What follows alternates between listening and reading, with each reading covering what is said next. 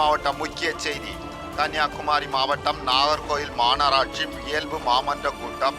நாகர்கோயில் மாநகராட்சி மேயர் ரே மகேஷ் அவர்கள் தலைமையில் ஆணையாளர் நிசாந்த் கிருஷ்ணா அவர்கள் முன்னிலையில் நடைபெற்ற இக்கூட்டத்தில் மறைந்த போப் ஆண்டவர் மற்றும் காஷ்மீர் பஹல்காம் பகுதியில் பயங்கரவாதிகளால் படுகொலை செய்யப்பட்டவர்களுக்கு இரங்கல் தெரிவிக்கப்பட்டது.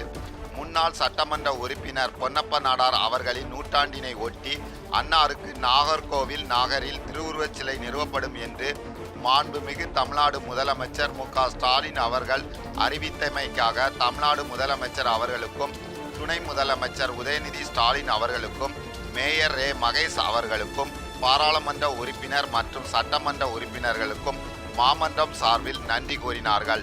மேலும் தெருவிளக்குகள் அமைத்தல், குடிநீர் விநியோகம், குடிநீர் குழாய் உடைப்புகள் சரி செய்ய நிரந்தர தீர்வு காண வேண்டும் போன்ற அடிப்படை தேவைகளுக்கான கோரிக்கைகள் மாமன்ற கூட்டத்தில் கூறப்பட்டன.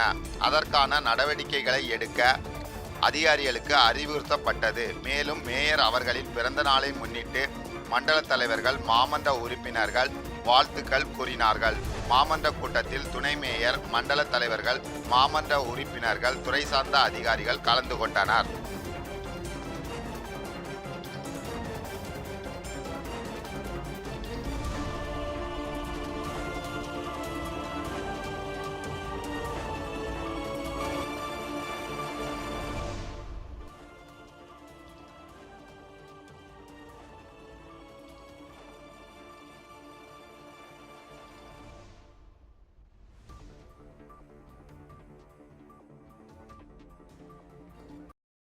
மக்கள் நலனுக்காக சேவையாற்றி வரும் கஜா டிவி தொடர்ந்து சேவையாற்ற லேப்டாப், மடிக்கணினி நன்கொடையாக வழங்கலாம்.